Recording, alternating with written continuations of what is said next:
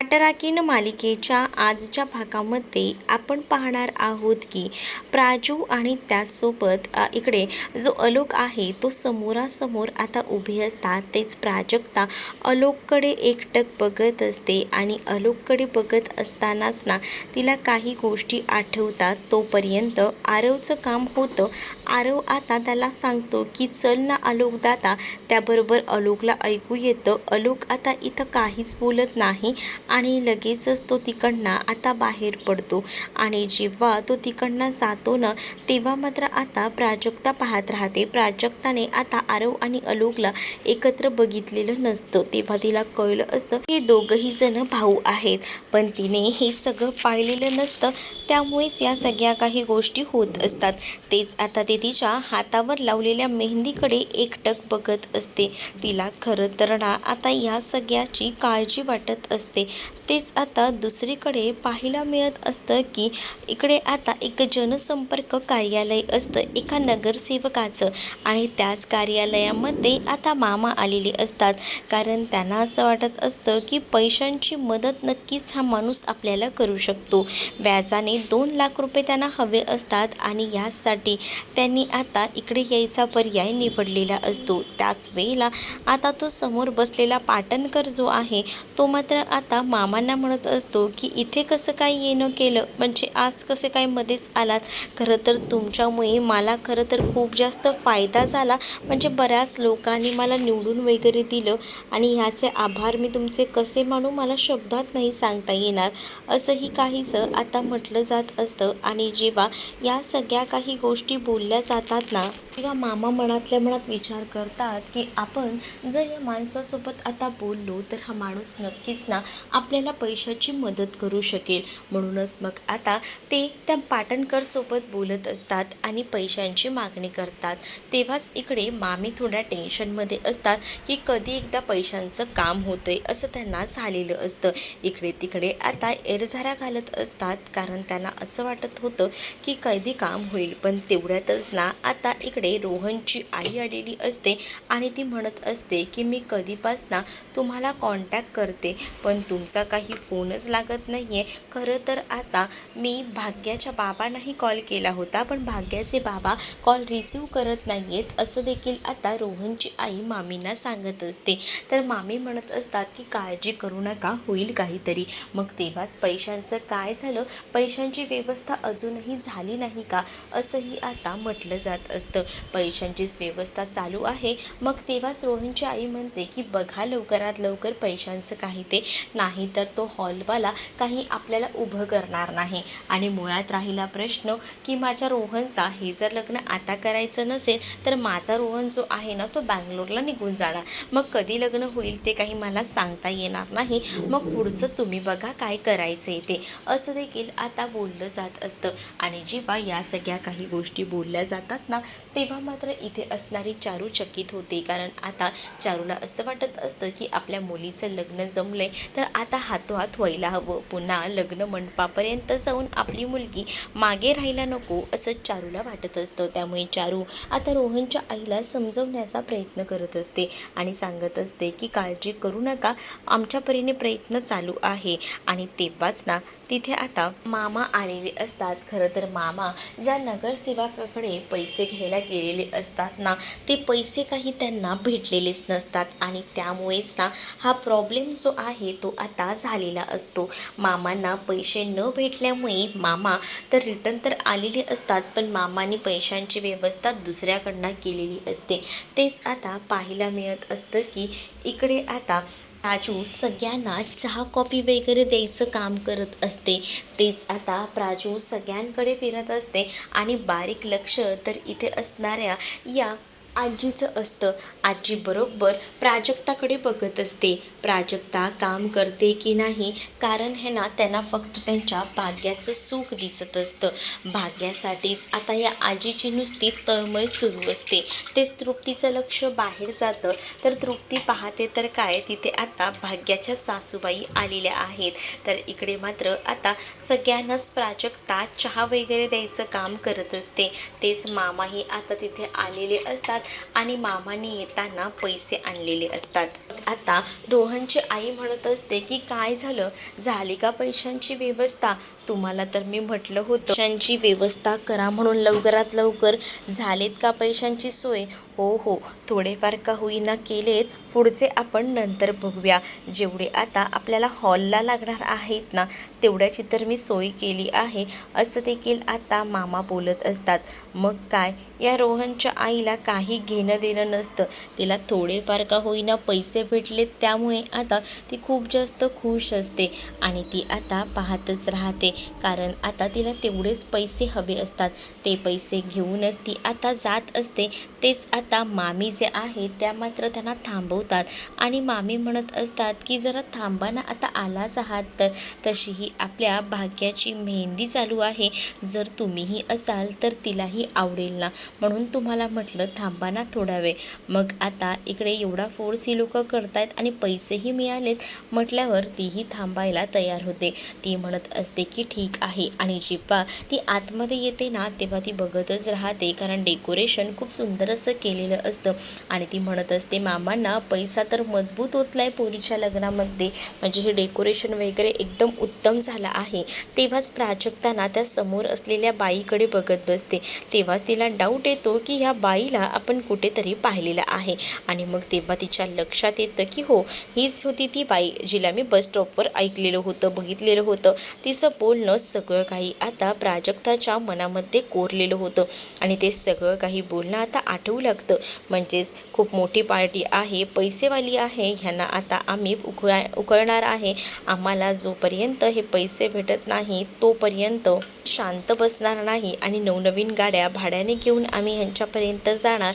या सगळ्या काही गोष्टी ज्या आहेत त्या आता आठवतात आणि जेव्हा एकूण एक गोष्टी ह्या सगळ्या आठवतात ना तेव्हा मात्र प्राजक्ता विचार करते ही तीच बाई आहे, पण ती बाई इथे काय करते, हा विचारसुद्धा मनामध्ये आता प्राजक्ताच्या येऊ लागतो। तेच आता भाग्याच्या हातावरची मेहंदी बघण्यासाठी ती पुढे येते आणि मेहंदी बघायला जेव्हा ती आता पुढे येते ना तेव्हा आता ती बघू लागते आणि ती म्हणत असते की खूपच सुंदर मेहंदी काढली आहे, खरंच ना मला आवडली ही मेहंदी, आणि तुझ्या हातावर आमच्या रोहनचं नाव आहे की नाही? आणि असं बोलून रोहनचं नाव कुठे आहे असं बोलून आता सगळीकडे रोहनचं नाव आहे का हे बघत असते आणि तेव्हाच ना इकडे प्राजक्ताला कळतं की नक्कीच काहीतरी गडबड आहे आणि तेव्हाच आजीचं बरोबर प्राजक्ताकडे लक्ष असतं। प्राजक्ता काय करते काय नाही या सगळ्या गोष्टी आजी निरखून असतात आणि त्यामुळेच ना आता आजी लगेच ना त्या प्राजक्ताकडे जातात आणि प्राजक्ताला म्हणतात की काय चाललंय तुझं, म्हणजे तुला दिसत नाही आहे का, तिथे समोर ज्या आहेत ना त्यांच्याकडे तू बघतेस त्या आहेत आपल्या भाग्याच्या सासूबाई, त्यामुळे आता भाग्याच्या सासूबाई जर आहेत तर जरा निरखून बघ, कारण काही झालं ना तरीसुद्धा त्यांना त्यांचा मानपान झाला पाहिजे, पण तू करायला जायचं नाही आहे त्यांचा मानपान, जे काही आहे ना ते आपण नंतर बघूया, तू आत्ताच्या आता इथून जा, असं बोलून ना आता तिकडनं जिथं निघून जाते। पण समोर ना आता प्राजक्ता पाहत राहते, प्राजक्ताला आता करमतच नसतं। प्राजक्ता विचार करते की हे सगळं काय चाललेलं आहे, कारण तिला समोरचं चित्र दिसत असतं आणि ही बाई खोटारडी आहे आणि आपल्या भाग्याची सासू होणारी आहे।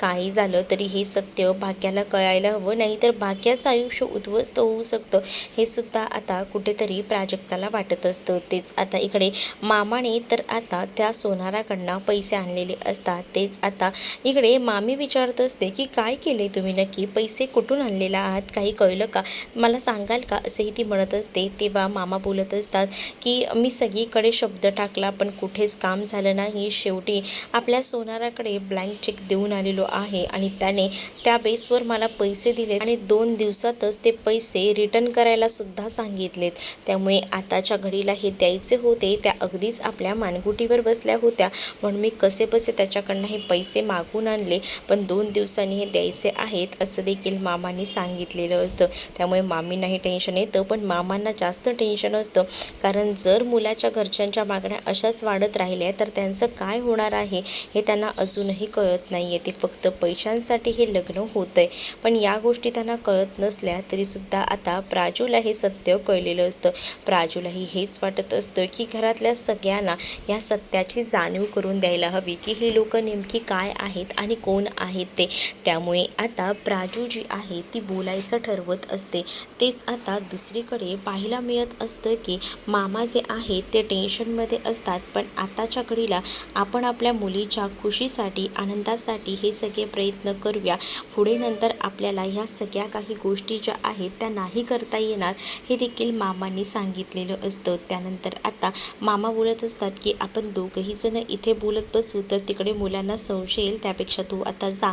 मग इकडे ना मामांना अस्वस्थ वाटत असतं. ते इकडेच रूममध्ये बसलेले असतात. तर प्राजक्ताला आता सगळं सत्य सांगायचं असतं आणि म्हणूनच मग ती मामाकडे आलेली असते आणि मामाशी बोलायचा का होईना प्रयत्न करत असते. मामाला ती म्हणत असते की मामा जरा ऐक ना, मला जरा तुझ्याशी बोलायचं आहे. मामा बोलत असतो की हां बोल, काय झालं आहे. तेव्हाच ना ती मामाला सांगत असते की खरं तर मला तुला हीच गोष्ट सांगायची आहे की थोडा प्रॉब्लेम झाला आहे. तो म्हणजे तुला एक सांगू का, कारण आहे ना मला असं वाटतं की ह्या गोष्टी ज्या आहेत त्या तुला सांगाव्यात. खरं तर आपली जी भाग्य आहे ना तिची सासू, हे बोलत असतानाच मामाला त्रास होत असतो. मामाला अगदीच बेचैन व्हायला झालेलं असतं आणि तेव्हाच ना आता मामांना खूप जास्त त्रास होऊ लागतो. मामांनी बीपीची गोळी घेतलेली नसते आणि त्यामुळेच आता मामांना हा त्रास होऊ लागतो. मामांना होणारा हा त्रास बघूनच ना अगदीच ना बेचैन व्हायला झालेलं असतं. इकडे असणाऱ्या प्राजू लगेच त्यांना गोळी वगैरे देते आणि प्राजू म्हणत असते की हे काय, तुम्हाला काही त्रास होतोय तर मामा तू का नाही आधी सांगितलंस, पहिल्यांदा ही गोळी घे. आणि असं बोलून आता ती गोळी घ्यायला सांगते आणि तेव्हाच ना मामा ती आता गोळी घेतात. तेव्हाच तू काय म्हणत होतीस बोल, आता ऐकतोय मी, काय म्हणत होतीस मगाशी, असं बोलून मामा तिला विचारत असतात. पण त्यावेळेला मामांना ती म्हणत असते की काही नाही. मग भाग्याच्या सासूबद्दल काहीतरी सांगत होतीस. काही नाही, भाग्याची सासू मी पाहिली, चांगली आहे तेच म्हणत होती. हो हो, भाग्य आपली खूप नशीबवान आहे. अगदी नशिबाने सगळं काही बघ पोरीला मिळाले. मी सुद्धा त्याच गोष्टीमुळे चकित होतो की काय हे सगळं काही, पण बरं वाटलं माझ्या भाग्याने नशीब काढलं, असंही आता बाबा बोलत असतात. बाबा जेव्हा या सगळ्या काही गोष्टी बोलतात तेव्हा मात्र प्राजूला शांत राहण्यावाचून दुसरा कोणताही पर्याय दिसत नसतो. बिचारी आता प्राजू शांतच राहते. तेच आता ती इकडे तिकडे पाहत असते. तिला कळत नसतं की काय बोलावं ते आता इकडे प्राजक्ता म्हणत असते की हो हो मामा, खरंच आपल्या प्राजूने नशीब काढलं आहे. प्राजूला हे सगळं काही खरंच ना मला तर वाटत होतं की काय होईल आणि काय नाही ते, पण आपली प्राजू खूपच नशीबवान निघाली, असं देखील आता इथे असणारी ही ही तेवढ्यापुरती का होईना बोलत असते. पण तिला दिसत असतं की भाग्याच्या नशिबात नेमकं काय वाढून ठेवलेलं आहे ते, आणि ह्या सगळ्या काही गोष्टी जरी दिसत असल्या तरीसुद्धा आता पचनी काही पडत नसतात. तेच आता दुसरीकडे पाहायला मिळत असतं की इकडे आता भाग्याची सासू जी आहे ती भाग्याला वगैरे भेटते आणि भाग्याला वगैरे भेटून झाल्यानंतर ती म्हणत असते की खरंच तुम्ही खूप छान तयारी केली आहे, पण आता हे सगळं काही बघितलं जरा बरं वाटलं, आता आम्ही निघतो कारण जास्त वेळ थांबता येणार नाही, असंही आता काहीसं ती बोलत असते. आणि पटापट सगळी काही तयारी तिने केलेली असते. ती सगळी तयारी तिची झालेली असते. मग ती तिकडनं हळूच काढता पाय घेते आणि हे सगळं काही इकडे ना सगळीजणं बघत असतात. भाग्याही खुश असते आणि तेव्हाच ना भाग्याला या सगळ्याबद्दल काहीच माहिती नसतं. भाग्या या सगळ्यामध्ये एकदमच ना वेगळी असते. पण प्राजूला भीती वाटत असते. तिला असं वाटत असतं कधी एकदा ह्या सगळ्या काही गोष्टी ती बोलते जाऊन भाग्यासोबत असंच होत असतं आणि त्यामुळेच ना आता ती भाग्याचं दार वाजवत असते आणि भाग्याला म्हणत असते की भाग्या दार उघड ना, मला तुला काहीतरी सांगायचं आहे. भाग्या काही आता दार उघडत नसते. मग तेव्हाच ना दुसरीकडे विचार येत असतो की काय करावं. पण आता प्राजू म्हणत असते की भाग्या तुझ्या चांगल्यासाठी म्हणते की ऐक ना, इथे खूप मोठा प्रॉब्लेम झाला आहे. मग आता दार उघडलं जातं आणि तेव्हाच ना इकडे प्राजू बोलून गेलेली असते की तुझी सासू चांगली नाही आहे, ती लोक लग्न तुझ्यासाठी असंच करतायत, पैसे वगैरे उकळायचा त्या लोकांचा प्लॅन आहे, पण हे सगळं तुला माहिती नाही आहे, पण मी तुला सांगते ऐक ना माझं, असं बोलून ती आता दार वाजवत असते. पण हे सगळं काही बोलणं ना नेमकं आता आजीने ऐकलेलं असतं आणि आजी हाताला धरून किचनमध्ये तिला घेऊन येतात. आणि जेव्हा त्या किचनमध्ये घेऊन येतात ना, तेव्हा मात्र आता समोरच ना चारू असते. मग चारू विचारते की काय चाललंय तुमच्या दोघींचं. तेव्हा चारूला आता आजी सांगत असतात की तुला माहीत नाही ही पोरगी कसली आहे ती. तुला सांगू का, ही पोरगी ना आता सगळं जाऊन भाग्याला सांगणार होती. भाग्याला काय बोलत होती की तुझी सासू चांगली नाही वगैरे. काय गरज आहे हिला भाग्याला या सगळ्या काही गोष्टी सांगायची. आपली भाग्या बघितलंच ना किती नशीबवान आहे की तिला एवढा चांगला नवरा भेटलाय. पण या सगळ्या गोष्टी ना हिला बघवत नाही आहेत. म्हणूनच मग हे आता भाग्याचे कान भरायला गेली होती. काय मूर्ख मुलगी आहे. भाग्याला सरळ जाऊन सांगत होती की तुझी सासू चांगली नाही आहे, तिच्याबद्दल तिचे कान भरत होती. पण मुळात काय गरज आहे हिला हे सगळं करायची, असं देखील आजी आता बोलत असते. तेच आता प्राजक्ता सगळ्या काही गोष्टी खऱ्याखुऱ्या सांगायचा प्रयत्न करत असते. तेच प्राजक्ता आता म्हणत असते की प्लीज माझं ऐक मामी, कारण मी त्या बाईला स्वतः मी बघितलेलं आहे. कारण ती बाई ना तिथे बस स्टॉपला बोलत होती आणि तिथे जाऊन मी या सगळ्या गोष्टी ऐकल्यात. खरं तर मला ह्या सगळ्या गोष्टी ऐकल्या ना तेव्हाच खरं तर संताप आला होता. पण मला हे सगळं सत्य माहीत नव्हतं की ती सासू जी आहे ती आपल्या भाग्याची आहे ते. पण मला आता या सगळ्या काही गोष्टी कळल्यात आणि त्यामुळेच मी तुला सांगते, प्लीज प्लीज हे लग्न होऊ देऊ नकोस, असं देखील आता इथे प्राजक्ता आपल्या मामीला सांगत असते. मामीला ती पोटतिडकीने या सगळ्या काही गोष्टी सांगत असते. पण मामी ना तिचं कोणतंही बोलणं जे आहे ते ऐकायला तयार नसते. मामी आता तिच्याकडे रागात पाहत असते. पण मामीला आता तिने सगळं सत्य सांगितलेलं असतं की ती बाई नेमकी कशी आहे. आपल्याकडे येताना खोट्या गाड्या घेऊन आली होती, इथून ते सगळं काही. आणि जेव्हा या सगळ्या काही गोष्टी सांगितलेल्या असतात ना तेव्हा मात्र मामी आधी थोडी शांत असते, थोडासा विचार करत असते. पण मामीला ना आता बऱ्याच ज्या काही गोष्टी आहेत त्या वेगळ्या वाटत असतात. आणि जेव्हा या सगळ्या काही गोष्टी कानावर पडतात ना तेव्हा मामी जी आहे ती रागातच पाहत असते आणि म्हणत असते की आता बस झालं, पुरे झालं, इथून पुढे ना एकही शब्द मी ऐकून घेणार नाही. त्यावर प्राजू सांगते की खरंच मामी, खरं तर मी इथे येणार नव्हते. या लग्न कार्यक्रमामध्ये तुम्हाला वचन दिलं होतंच, बरोबर तुला आठवतं ना. म्हणूनच मी तिथेच बसले होते बस स्टॉपवर. तेव्हाच मला ही बाई दिसली होती. ती बाई फोनवर बोलत होती आणि तिने ना आपल्या घरातल्यांना हे सुद्धा सांगितलेलं होतं की भाड्याने गाडी अरेंज करायला. आणि तिचा मुलगा म्हणजेच रोहन, आपल्या भाग्याचा होणारा नवरा, त्यांनी जी गाडी आणलेली होती ती भाड्याची गाडी होती. आणि हे सगळं काही त्यांनी मुद्दामून ठरवून केलेलं आहे. या गोष्टीसुद्धा आता सांगितल्या जातात. आणि हे सगळं काही ऐकून ना आता मात्र खूप मोठा धक्का इथे असणाऱ्या या चारूला बसलेला असतो. चारू इकडे तिकडे पाहतच राहते आणि तेव्हाच ना चारू म्हणत असते की बस झालं, पुरे झालं, आता इथून पुढे एकही शब्द मी ऐकून घेणार नाही. त्याच वेळेला प्राजू म्हणते की मामी मी खरंच सांगते, आपल्या भाग्याच्या आयुष्याचा प्रश्न आहे.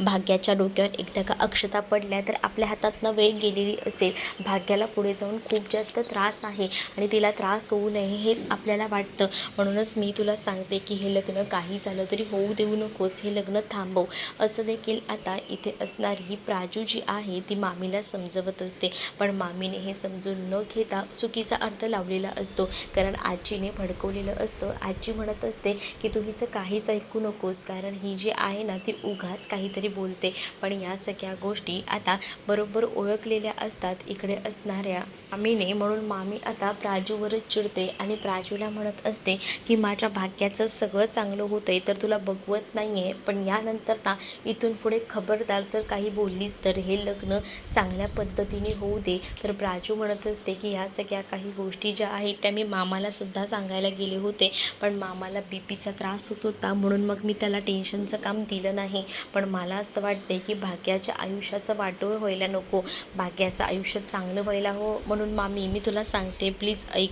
पण इकडे मात्र आजी आता मामीचे कान भरत असतात की ह्या मुलीचं काही ऐकू नको, या मुलीच्या बोलण्यात कोणताच तथ्यपणा नाही आहे, त्यामुळे या मुलीचं कोणतंही बोलणं ऐकू नको, हे देखील आजीने मामीला सांगितलेलं असतं. आणि त्यामुळे मामी आता इथे वरून ना प्राजूवरच चिडतात आणि प्राजूला म्हणत असतात की पुरे झालं, बस झालं, इथून पुढे ना मला तुझं कोणतंही बोलणं ऐकायचं नाही आहे आणि काही सांगायचासुद्धा प्रयत्न करू नकोस, कारण आता भाग्याचं लग्न ठरलेलं आहे आणि भाग्याचं लग्न होईल तर त्या मुलासोबतच, हेही आता सांगितलेलं असतं. त्यामुळे आता प्राजक्तासमोर नवीन आव्हान असतं की भाग्याचं लग्न कसं थांबवायचं, कारण आता कोणीही काहीच गोष्टी ऐकायला तयार नसतात. मग ह्या सगळ्या काही गोष्टी कशा पॉसिबल करायच्या, हाही विचार ना आता मनामध्ये येऊ लागलेला असतो. प्राजक्ता आता या सगळ्याबद्दल थोडासा का होईना विचार करत असते. काही गोष्टी डोक्यात येत नसतात, पण आता भाग्याचं लग्न थांबवायचं हे तर आता तिला कळत असतं. तेच आता पुढील भागामध्ये आपल्याला पाहायला मिळत असतं की भाग्या हे लग्न ठरलेलं असतं म्हणून खूप जास्त खुश असते. भाग्या आता प्राजक्ताला म्हणत असते की आज माझं जे काही चांगलं होतंय ते फक्त आणि फक्त तुझ्यामुळे माझ्या आयुष्यात सगळं काही चांगलं होतंय, असं देखील भाग्या प्राजक्ताला बोलत असते. पण प्राजक्ता आता काहीच पुरावा नसल्यामुळे सगळ्या काही गोष्टी दाखवू शकत नसते. त्यामुळे आता ती थोडी बेचैन झालेली असते आणि तिला भाग्याबद्दल काळजी वाटत असते. तेच दुसरीकडे मात्र आता इकडे पाहायला मिळत असतं की आरवने विचारलेलं असतं आलोकला, मग तू कधी लग्न करतोय. त्यामुळे आलोक संतापलेला असतो, कारण ज्या वाटेला आपल्याला जायचंच नाही आहे त्या वाटेची गाडी का पकडायची, असा काहीचा त्याचा आता बोलणं असतं. आणि तेव्हाच ना आलोक जो आहे तो चालत जातो. तिथे सुलक्षणाने काही गिफ्ट्स ठेवलेले असतात आणि ते सगळे गिफ्ट्स ना इथे असणाऱ्या आलोकला दिसतात. आलोकचं ताळतंत्र बिघडतं आणि आलोकने आता त्या सगळ्या गिफ्ट्सची वाट लावून टाकलेली असते. सोबत तो आता सुलक्षणावर पण चिडतो आणि आज या सगळ्याला तूच कारणीभूत आहेस असं म्हणतो. त्यामुळे सुलक्षणा थोडी घाबरलेली असते. आरव त्याला कसं कसं शांत करायचं बघत असतो. तर तुम्हाला हा भाग कसा वाटला कमेंटमध्ये नक्की सांगा.